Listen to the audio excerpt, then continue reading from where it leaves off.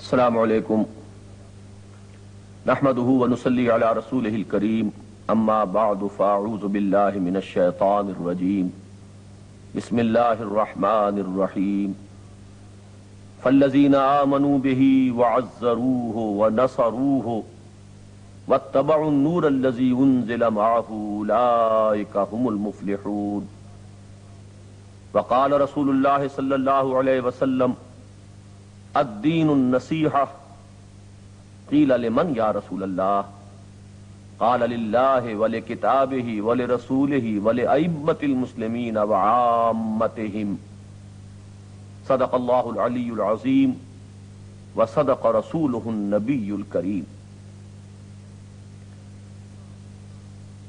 امت مسلمہ اس وقت جس صورتحال سے دوچار ہے اس کے تفصیل میں جانے کی چندہ احتیاج نہیں ہے۔ ہر صاحب نظر آگاہ ہے کہ عزت اور وقار اور سربلندی گویا کہ ہم سے چھین لی گئی ہے، اور اللہ تعالیٰ معاف فرمائے۔ واقعہ یہ ہے کہ جو مغضوب علیہم قوموں کا نقشہ قرآن مجید میں کھینچا گیا ہے، مختلف اعتبارات سے وہی نقشہ آج ہمیں اپنے اوپر منطبق ہوتا نظر آ رہا ہے۔ افتراق ہے، باہمی خانہ جنگیاں ہیں، اختلافات ہیں، وحدت امت اس کا شیرادہ پارا پارا ہو چکا ہے۔ سوال یہ ہے کہ اس صورتحال کا حل کیا ہے، اس کے لیے ہم کس طرف رجوع کریں؟ اس کا جواب اگر ایک لفظ میں جاننا چاہیں تو وہ یہ ہے کہ خلوص اور اخلاص کا رشتہ اور وفاداری کا تعلق استوار کیا جائے اثر نو اللہ سے، اس کی کتاب سے، اس کے رسول سے صلی اللہ علیہ وسلم۔ ابھی جو حدیث میں نے آپ کو سنائی اس کی روح سے نبی اکرم صلی اللہ علیہ وسلم نے یہ فرمایا، دین تو بس خیر خواہی اور خلوص اور اخلاص اور وفاداری کا نام ہے۔ پوچھا گیا حضور کس کی وفاداری، کس سے خلوص و اخلاص؟ آپ نے فرمایا اللہ سے، اس کی کتاب سے، اس کے رسول سے، اور مسلمانوں کے رہنماؤں اور قائدین سے، اور عامت المسلمین سے۔ اللہ تعالیٰ کے ساتھ خلوص و اخلاص کا جہاں تک تعلق ہے، تفصیل میں جانے کا موقع نہیں ہے، وہ ایک لفظ میں ادا کیا جا سکتا ہے، التزام توحید اور اجتناب عن الشرک۔ شرک کی ہر نوعیت سے، ہر شائبے سے اپنے آپ کو پاک کر لیا جائے۔ اگرچہ کام آسان نہیں، بقول علامہ اقبال، براہیمی نظر پیدا مگر مشکل سے ہوتی ہے، حوث چھپ چھپ کے سینوں میں بنا لیتی ہے تصویریں۔ جہاں تک قرآن مجید اور نبی اکرم صلی اللہ علیہ وسلم کے ساتھ خلوص و اخلاص کا معاملہ ہے تو یہ در حقیقت دو چیزیں نہیں، ایک ہی ہے۔ اس لیے کہ نبی اکرم صلی اللہ علیہ وسلم قرآن مجسم ہے، قرآن حکیم مصحف ہے، قرآن متلو ہے، اور آن حضور صلی اللہ علیہ وسلم قرآن مجسم ہے۔ جیسے کہ فرمایا ام المومنین حضرت عائشہ صدیقہ رضی اللہ تعالی عنہا نے، جب ان سے یہ فرمائش کی گئی کہ ہمیں حضور کی سیرت بتائیے، تو آپ نے سوال کیا کیا تم قرآن نہیں پڑھتے؟ اور جب جواب اس بات میں آیا تو آپ نے فرمایا کانا خلقہ القرآن، حضور کی سیرت قرآن ہی تو ہے۔ اب ہمیں یہ سوچنا چاہیے کہ نبی اکرم صلی اللہ علیہ وسلم کے ساتھ خلوص و اخلاص کے تقاضے کیا ہیں؟ حضور صلی اللہ علیہ وسلم کے ساتھ ہماری وہ نسبت کیسے قائم ہو سکتی ہے جس کے بارے میں علامہ اقبال نے سادہ ترین الفاظ میں تو یوں کہا کہ کی محمد سے وفا تو نے تو ہم تیرے ہیں، وہ جہاں چیز ہے کیا لوح و قلم تیرے ہیں۔ اور بڑے پرشکو انداز میں کہا بمصطفیٰ برساں خیش را کے دیں ہماؤست اگر بہو نہ رسیدی تمام بولا بیست۔ غور کرنے سے معلوم ہوتا ہے کہ نبی اکرم صلی اللہ علیہ وسلم سے ہمارے تعلق کی بنیادیں چار ہیں۔ آج جو آیت تلاوت کی گئی اس کا پس منظر بڑا عجیب ہے۔ حضرت موسیٰ علیہ السلام نے جب اپنے اور اپنی قوم کے لیے بارگاہ خداوندی میں رحمت کا سوال کیا تو اللہ تعالیٰ نے جواباً ارشاد فرمایا میری ایک رحمت تو عام ہے جو تمام مخلوقات کے لیے کھلی ہوئی ہے، اور ایک میری رحمت خصوصی ہے، اسے میں نے مخصوص کر دیا ہے ان لوگوں کے لیے جو میرے نبی امی سے اپنا صحیح تعلق قائم کریں گے۔ اور وہ تعلق کیا ہے؟ فالذین آمنوا بہ وعزروہ ونصروہ واتبعوا النور الذی انزل معہ اولئک هم المفلحون۔ جو لوگ ان پر ایمان لائیں گے، ان کی تعظیم کریں گے، ان کی نصرت و تائید کریں گے، اور جو نور ان کے ساتھ نازل کیا جائے گا اس کی پیروی کریں گے، وہ ہوں گے اصل معنی میں کامیاب، اور میری رحمت خصوصی جو ہے وہ انہی کے حصے میں آئے گی۔ پورے طور پر مومن نہیں ہو سکتا جب تک کہ حتی اکون احب الیہ من والدہ وولدہ والناس اجمعین، جب تک کہ میں اسے اس کے والد سے، اس کی اولاد سے اور تمام انسانوں سے بڑھ کر محبوب نہ ہو جاؤں۔ یہ ہے ایمان کا لازمی تقاضا۔ نبی اکرم صلی اللہ علیہ وسلم کی عظمت، ادبگاہیست زیر آسماں از عرش نازک تر، نفس گم کردمی آیت جنید و با یزید اینجا۔ وہ تعظیم ظاہری بھی ہو قلبی بھی ہو، محبت جو ہے وہ دل میں جاگزیں ہو، اور اس کا سب سے بڑا مظہر ہے حضور پر درود بھیجنا، جس کے بارے میں یہ بھی فرمایا گیا کہ اگر کوئی شخص اپنی دعا کل کی کل صرف حضور پر درود بھیجنے پر مشتمل کر دے تو اس کا مقام اور مرتبہ کہیں زیادہ ہوگا اس سے کہ وہ خود اللہ سے اپنے لیے کوئی سوالات کرتا رہے۔ تیسرا تعلق حضور کے ساتھ ہمارا جو لازمی نتیجہ ہے ان پہلی دونوں بنیادوں کا، وہ ہے اطاعت اور اتباع۔ ظاہر بات ہے جب آپ کو اللہ کا رسول مانا تو اب آپ کے حکم سے سرتابی چے مانی دارد، آپ کا ہر حکم سر آنکھوں پر ہو۔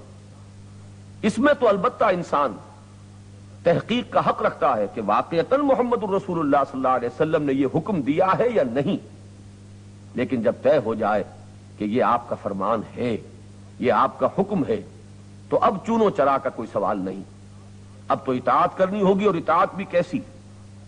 وہ اطاعت جس کے بارے میں فرمایا گیا ثم لا یجدوا فی انفسہم حرجا مما قضیت ویسلموا تسلیما، کہ پھر وہ آپ کی بات مانے اور اس کیفیت کے ساتھ مانے کہ ان کے اپنے دل کے اندر بھی کوئی انقباض نہ ہو۔ یہی وہ بات جو حضور نے فرمائی کہ لا یؤمن احدکم، تم میں سے کوئی شخص مومن نہیں ہو سکتا حتی یکون ہواہ تبعا لما جئت بہ، جب تک کہ اس کی خواہش نفس تابع نہ ہو جائے اس کے جو میں لے کر آیا ہوں۔ یہ اطاعت جب اس میں محبت کی شیرینی شامل ہو جاتی ہے تو اس کا نام اتباع ہے، اس کا دائرہ بہت وسیع ہو جاتا ہے۔ ظاہر ہے کہ اطاعت تو صرف اس حکم کی ہوتی ہے کہ جو حضور نے دیا ہو، اتباع حضور کے ان تمام افعال و اعمال کی ہوگی جو حضور کرتے تھے، خواہ آپ نے اس کو کرنے کا حکم بالفعل نہ دیا۔